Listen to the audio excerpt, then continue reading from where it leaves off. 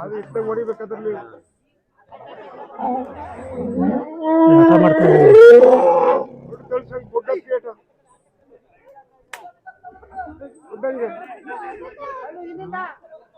ಒಡಿ ಒಡಿಯಪ್ಪ ಗುಂಡಿ ಬಿದ್ದಿರ್ತದೆ ಗುಂಡಿಗೆ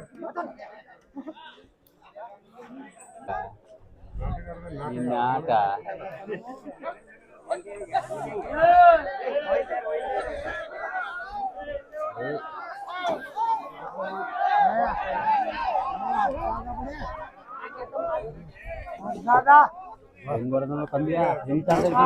ಹೋಯ್ತು ದಂತ ಚೂರು ಹೋಯ್ತು.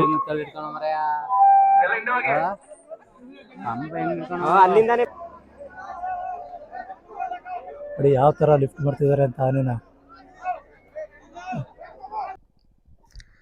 ಹಾಯ್ ಹಲೋ ನಮಸ್ಕಾರ ದೇವರು, ವೆಲ್ಕಮ್ ಟು ಕ್ಯಾಪ್ಚರ್ ಕರ್ನಾಟಕ. ದೇವರು, ನಾವು 3 ದಿವಸದಿಂದ ಈ ಕೆಬ್ಬೆಪುರ ಆನೆ ಕ್ಯಾಂಪಲ್ಲಿ ಕಾಯ್ತಾ ಇದ್ವಿ. ಇವತ್ತು ಕ್ಯಾಪ್ಚರ್ ಮಾಡ್ತಾರೆ ಅಂತ. ಇವತ್ತು 3ನೇ ದಿವಸ. ಇವತ್ತು ಆಲ್ರೆಡಿ ಬೆಳಗ್ಗೆ 6:30 ಗಂಟೆಗೆ ಆನೆಗೆ ಡಾಟ್ ಹಾಕಿ ಕ್ಯಾಪ್ಚರಿಂಗ್ ಆಗಿದೆ. ಇವಾಗ ಕೆಬ್ಬೆಪುರ ಕ್ಯಾಂಪಿಂದ ಒಂದು 7 ಕಿಲೋಮೀಟ್ರ್ ದೂರದಲ್ಲಿ ನಾನು ಬಂದಿದ್ದೀನಿ. ಅಲ್ಲಿ ಈಗ ನನಗೆ ಕಾಣಿಸ್ತಿದೆ ದೂರದಲ್ಲಿ, ಅಲ್ಲಿ ಜನ ಎಲ್ಲ ಇದ್ದಾರೆ. ಕ್ಯಾಪ್ಚರ್ ಆಗಿದೆ. ನಾನು ಅಲ್ಲಿಗೆ ಹೋಗ್ತಾ ಇದ್ದೀನಿ ಇವಾಗ. ಹೋಗೋ ದಾರಿ ಆಗಿ ಅಲ್ಲಿ ಕಾರ್ಯಾಚರಣೆ ಯಾವ ರೀತಿ ಇದೆ ಅಂತ ಹೇಳ್ಬಿಟ್ಟು ತೋರಿಸ್ತೀನಿ ಬನ್ನಿ. ಹೋಗೋ ದಾರಿ ನೋಡಿ ಹೇಗಿದೆ ಅಂತ. ಫುಲ್ಲು ಕಲ್ ರೋಡು, ಫುಲ್ಲು ಅಡ್ವೆಂಚರ್ ಟ್ರಕ್ಕಿಂಗ್ ಆಯಿತು ಮಾತ್ರ ನನಗೆ. ಅಲ್ಲಿ ದೂರದಲ್ಲಿ ಕಾಣಿಸ್ತಿರ್ಬೋದು ನಿಮಗೆ, ಜನರೆಲ್ಲ ಸೇರಿದ್ದಾರೆ. ನಾನೀಗ ಅಲ್ಲಿಗೆ ಹೋಗ್ತಾ ಇದ್ದೀನಿ. ನೋಡೋದಾ ಬನ್ನಿ, ಯಾವ ಥರ ಕಾರ್ಯಾಚರಣೆ ಮಾಡಿದ್ದಾರೆ, ಯಾವ ಥರ ನಡೀತಾ ಇದೆ ಅಂತ ಫುಲ್ಲು ಡೀಟೇಲ್ಸ್ ಕೊಡ್ತೀನಿ ನಿಮಗೆ. ಬನ್ನಿ. ಇಲ್ಲಿ ನಿಮಗೆ ಕಾಣ್ತಿರ್ಬೋದು ರೋಡು ಚೆನ್ನಾಗಿದೆ. ಆದರೂ ಏನು ಈ ಥರ ಹೇಳ್ತಿದ್ದಾರೆ ಅಂತ. ಈಗ ಚೆನ್ನಾಗಿರೋ ರೋಡ್ ಬಂದಮೇಲೆ ನಾನಿವಾಗ ಕ್ಯಾಮ್ರಾ ಆನ್ ಮಾಡಿ ವಿಡಿಯೋ ಸ್ಟಾರ್ಟ್ ಮಾಡಿರೋದು. ನಾನು ಬಂದಿರೋದು ಇಲ್ಲಿ 3 ಕಿಲೋಮೀಟ್ರ್ ರೋಡ್ ಅಂತೂ ತುಂಬ ಹಾರಿಬಲ್ ಆಗಿತ್ತು ಗುರು. ಅಲ್ಲಿ ಬೈಕ್ ಹ್ಯಾಂಡಲ್ ಹಿಡ್ಕೊಳ್ಳೋಕ್ಕೆ ಆಗ್ತಾ ಇರಲಿಲ್ಲ. ಇನ್ನು ನಾನು ಕ್ಯಾಮ್ರಾ ಮೊಬೈಲ್ನ ಎಲ್ಲಿ ಇಟ್ಕೊಳ್ಳಿ ಹೇಳಿ. ನೋಡಿ ನಿಮ್ಗೆ ಕಾಣ್ತಿರ್ಬೋದು ಅಲ್ಲಿ ಎಲ್ಲ ಜನ ಸೇರಿದ್ದಾರೆ ಕ್ಯಾಪ್ಚರಿಂಗ್ ಆಗಿರೋದು. ಬನ್ನಿ ಅಲ್ಲಿಗೆ ಹತ್ತಿರಕ್ಕೆ ಹೋಗೋದ. ಗಾಡಿ ಎಲ್ಲಿ ತನಕ ಬಿಡ್ತಾರೆ ನೋಡಬೇಕು, ಗೊತ್ತಿಲ್ಲ. ಹೋಗೋದ ಬನ್ನಿ. ನೋಡಿ ಆಲ್ರೆಡಿ ತುಂಬ ವೆಹಿಕಲ್ಗಳು ಬಂದಿದೆ. ಎಷ್ಟು ಗಾಡಿಗಳಿದೆ ನೋಡಿ. ಜನ ತುಂಬ ಸೇರಿದ್ದಾರೆ. ಹತ್ರ ಬಿಡೋದಿಲ್ಲ ಅನ್ಸುತ್ತೆ ನೋಡೋದ.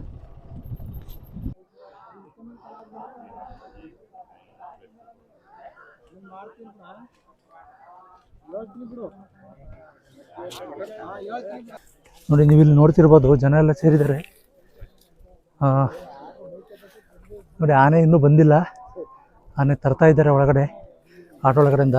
ನಮ್ಮನ್ನೆಲ್ಲ ಆಚೆ ಎಂಟ್ರಿ ಇಲ್ಲ. ಇಲ್ಲೆಲ್ಲ ರೈಲ್ವೆ ಗೇಟ್ ಇದೆ ನೋಡಿ. ಆಲ್ರೆಡಿ ಕ್ರೇನ್ ಎಲ್ಲ ರೆಡಿಯಾಗಿದೆ. ಕ್ರಾಲರ್ ಗಾಡಿ ಕೂಡ ಇದೆ ಇಲ್ಲಿ. ಹಾಗೆ ಜನರು ಎಲ್ಲ ಇದ್ದಾರೆ ನೋಡಿ ನೋಡೋಕ್ಕೆ ಅಂತ. ಬೆಳಗ್ಗೆ ತುಂಬ ಜನ ಸೇರಿದ್ದಾರೆ. ಬೆಳಿಗ್ಗೆ ಆಗಿದೆ ಅಂತಲ್ಲ 6:30ಗೆ. ನಾವು 3 ದಿನದಿಂದ ಕ್ಯಾಂಪಲ್ಲಿ ವೇಟ್ ಮಾಡ್ತಾ ಇದ್ವಿ. ನೆನ್ನೆ ತಾನೇ ನೈಟ್ ಹೋದ್ವಿ. ಆನೆನಾ? ಏನ್ ಹೆಸರು ಇಟ್ಟಿದ್ದೀರ ಅದಕ್ಕೆ? ಬೈರ ಅಂತ. ಇದು ಇಲ್ಲಿ ರೈಲ್ವೆ ಗೇಟ್ ನೆಲ್ಲ ಹೊಡೆದಾಕಿದೆ.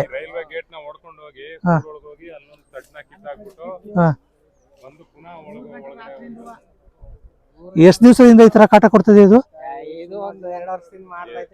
ಹೌದಾ? ಮತ್ತೆ ಮೊನ್ನೆ ಯಾರನ್ನ ಸಾಯಿಸಿತ್ತಂತಲ್ಲ, ಅದು ಎಲ್ಲಿ? ನಿಮ್ಮೂರಲ್ಲೇನಾ? ಅದು ಇಲ್ಲಿಂದ ಎಷ್ಟು ದೂರ ಆಗುತ್ತೆ? 7 ಕಿಲೋಮೀಟರ್ ಸರೌಂಡಿಂಗ್ ಅಲ್ಲೇ ತಿರ್ಗಾಡ್ತಾ ಇದ್ದೆ ಅದು. ನೋಡಿ ಜನಗಳು ಎಷ್ಟಿದ್ದಾರೆ ಅಂತೇಳಿ. ಅಲ್ಲಿ ಮರದ ಮೇಲೆ, ಕೆಳಗಡೆ, ಆಚೆ ಈಚೆ ಎಲ್ಲ ಕಡೆ ಇದ್ದಾರೆ. ಇನ್ನೇನು ಆನೆ ಬರುತ್ತೆ, ಇನ್ನೊಂದು 2 ನಿಮಿಷ ವೆಯ್ಟ್ ಮಾಡಿ. ಆಲ್ರೆಡಿ ಬರ್ತಾ ಇದೆ ನೋಡಿ. ನೋಡಿ ಜನಗಳು ಎಷ್ಟಿದ್ದಾರೆ ಅಂತ. ಸುಮಾರು ಒಂದು 100-200 ಜನ ಸೇರಿದ್ದಾರೆ. ಇನ್ನೇನು ಆನೆ ಬರುತ್ತೆ. ನಮ್ಗೆ ಆಚೆ ಹೋಗೋಕ್ಕೆ ಬಿಡ್ತಾ ಇಲ್ಲ. ಎಲ್ಲ ಪೊಲೀಸ್ ಸೆಕ್ಯೂರಿಟಿ ಇದೆ. ನಾವು ಈಚೆ ಹೊರಗಡೆ ನಿಂತ್ಕೊಂಡು ನೋಡ್ತಾ ಇದ್ದೀವಿ.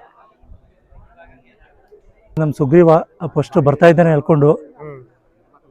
ಕಾಡಾನೆ ಹಿಂದೆ ಇದೆ. ಇನ್ನು ನಮ್ಮ ಅಯ್ಯಪ್ಪ, ಧನಂಜಯ ಅವರೆಲ್ಲ ಹಿಂದೆ ಬರ್ತಾ ಇದ್ದಾರೆ ನೋಡಿ. ನಮ್ಮ ಪ್ರಶಾಂತ ಹೇಳ್ಕೊಂಡು ಬರ್ತಿದ್ದಾನೆ ಕಾಡಾನೆನ. ಅದೇ ಕಾಡಾನೆ ನೋಡಿ. ಹಿಂದುಗಡೆ ನಮ್ಮ ಅಯ್ಯಪ್ಪ ಮತ್ತು ಧನಂಜಯ ಸಪೋರ್ಟ್ ಮಾಡ್ತಾ ಇದ್ದಾರೆ. ನೋಡಿ ತುಂಬ ದೊಡ್ಡದಿದೆ ಆನೆ ಇದು.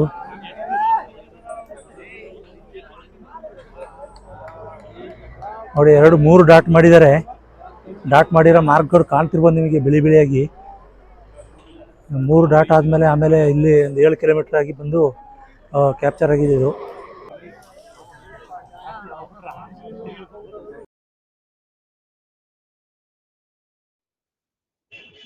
ಶರೀಫ್ ಸರ್ ನಮಸ್ತೆ.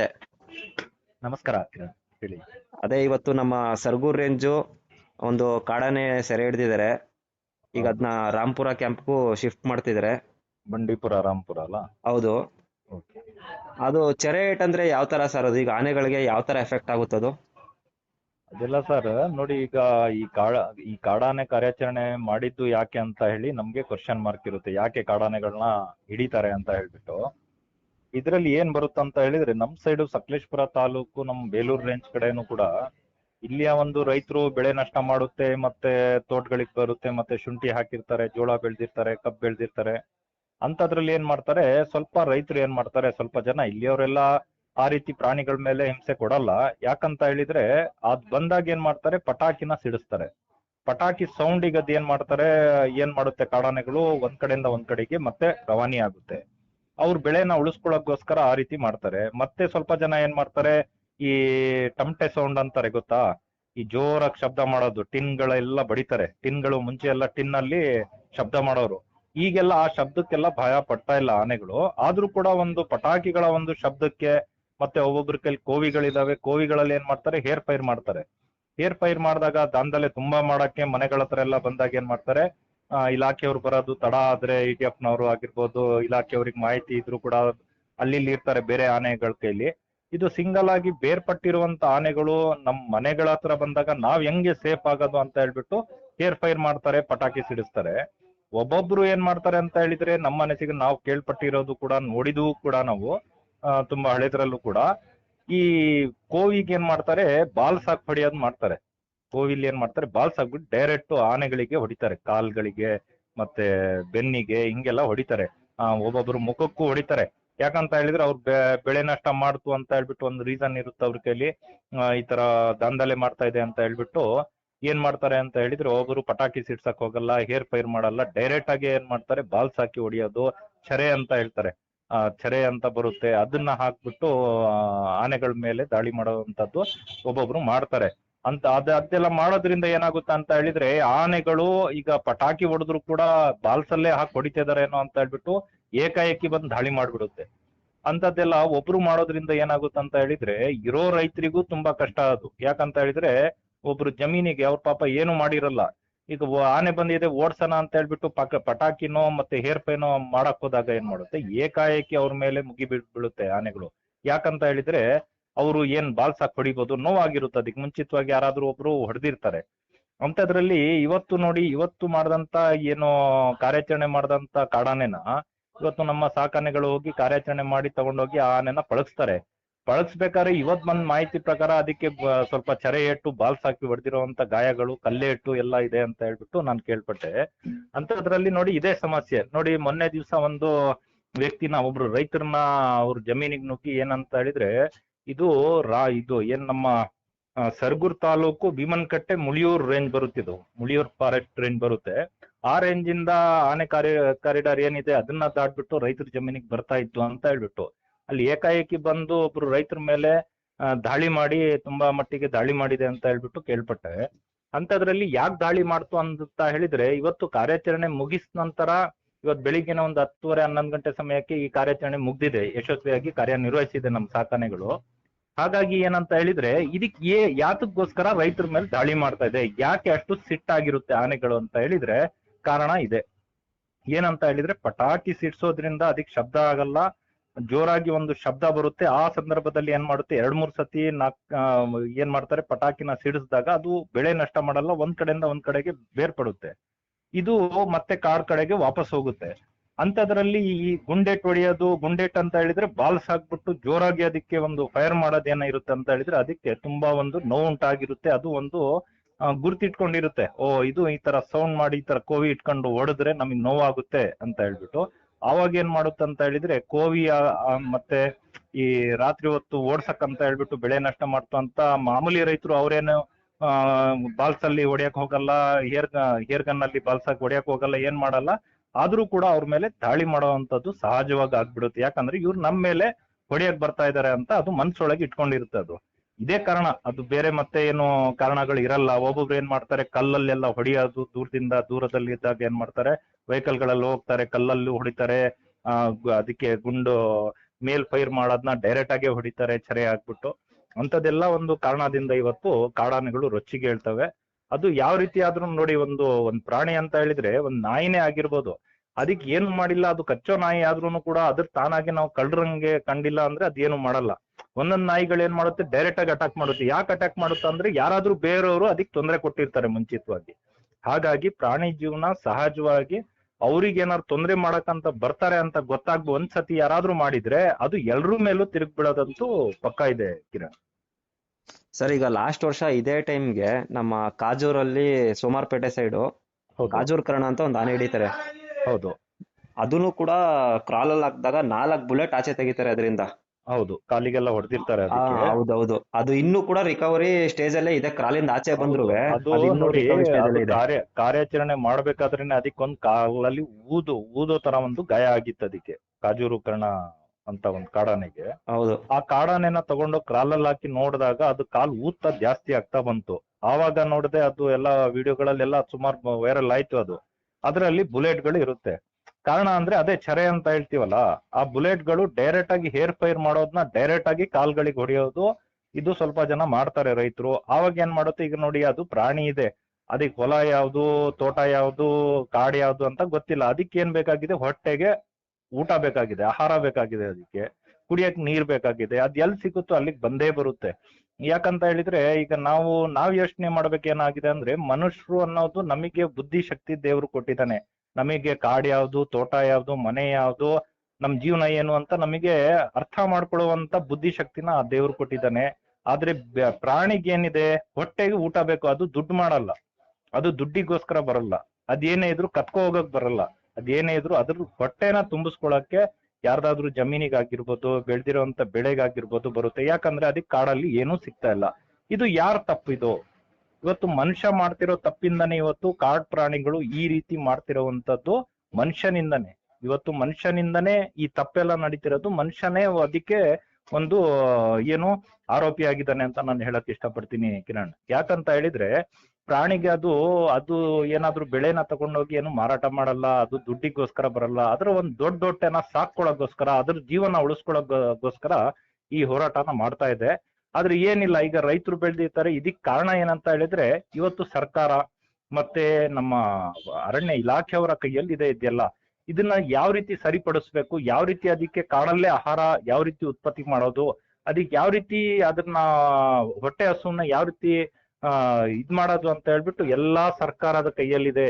ಇವತ್ತು ನಮಗ್ ಆಳ್ತಿರುವಂತ ಸರ್ಕಾರಗಳು ಯಾವ್ದೇ ಆಗಿರ್ಲಿ, ಅದನ್ನು ಕೂಡ ಪ್ರಾಣಿ ಜೀವನನೂ ಕೂಡ ಅರ್ಥ ಮಾಡ್ಕೊಂಡು, ನಾವು ಬದುಕಿದ್ರೆ ಸಾಲದು, ಪ್ರಾಣಿ ಪಕ್ಷಿಗಳು ಬದುಕ್ಬೇಕು, ಪ್ರಾಣಿಗಳ ಜೀವನನೂ ಬದುಕ್ಬೇಕು, ಅದ್ರ ಪೀಳಿಗೆನೂ ಬೆಳಿಬೇಕು ಅಂತ ಹೇಳಿದ್ರೆ ಇವತ್ತು ಕಾಡುಗಳನ್ನ ಉಳಿಸ್ಬೇಕು. ಕಾಡಲ್ಲೇ ಅದಕ್ಕೆ ಬೇಕಾಗುವಂತ ಹೊಟ್ಟೆ ತುಂಬಿಸ್ಕೊಳ್ಳುವಂತ ಆಹಾರನ ಉತ್ಪತ್ತಿ ಮಾಡ್ಬೇಕಂತ ನಿಮ್ಗೆ ಪದೇ ಪದೇ ನಾನು ನಿಮ್ಮ ಒಂದು ಚಾನಲ್ ಅಲ್ಲಿ ಹೇಳ್ತೀನಿ, ಮುಂದಕ್ಕೂ ಹೇಳ್ತಾನೂ ಇರ್ತೀನಿ.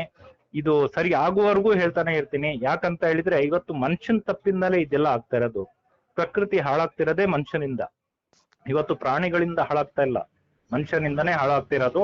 ಹಾಗಾಗಿ ನೋಡಿ, ಇವತ್ತು ನಮ್ಮ ಈ ಕಾಡಾನೆ ಕಾರ್ಯಾಚರಣೆ ಮಾಡಿದಂತ ಸಾಕಾನೆಗಳು ಇದು ಕೂಡ ಮುಂಚೆ ಎಲ್ಲಿತ್ತು, ಕಾಡಲ್ಲೇ ಇತ್ತು.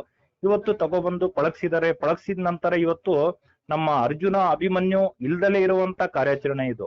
ಯಾಕಂದ್ರೆ ಅರ್ಜುನ ಅಭಿಮನ್ಯು ಇರ್ತಾ ಇದ್ರೆ ಆ ಕಾರ್ಯಾಚರಣೆಗಳಿಗೆ ಒಂಥರ ವೈರಲ್, ಅದು ಎಲ್ಲಾ ಕಡೆ ಹಬ್ಬಿರೋದು, ಎಲ್ಲಾ ಕಡೆ ಗೊತ್ತಾಗಿರೋದು ಅಭಿಮನ್ಯು ಅರ್ಜುನ ಅಂತ ಹೇಳಿದ್ರೆ. ಇವತ್ತು ಮಾಡಿದಂತ ಸಾಕಾನೆಗಳು ನಮ್ದು ತುಂಬಾ ಚೆನ್ನಾಗಿ ಕಾರ್ಯನಿರ್ವಹಿಸಿದೆ. ಒಂದು ಕಾಡಾನೆನ ಸೆರೆ ಹಿಡಿಯುವಲ್ಲಿ, ಮತ್ತೆ ಇದನ್ನು ಕೂಡ ಅಗ್ರೆಸಿವ್ ಆಗಿರುವಂತ ಕಾಡಾನೆ, ತುಂಬಾ ಸಿಟ್ಟಲ್ಲಿರುವಂತ ಕಾಡಾನೆ, ತುಂಬಾ ಚೆನ್ನಾಗಿದೆ ನೋಡಕ್ಕೆ. ಇದನ್ನ ಕೂಡ ಪಳಗಿಸ್ತಾರೆ ಅಂತ ನಾನು ಕೇಳ್ಪಟ್ಟೆ. ಇದು ಬಂಡೀಪುರ ನಮ್ಮ ರಾಂಪುರ ಕ್ಯಾಂಪಿಗೆ ತಗೊಂಡೋಗಿದ್ದಾರೆ ಅಂತ ಕೇಳ್ಪಟ್ಟೆ ಕಿರಣ್.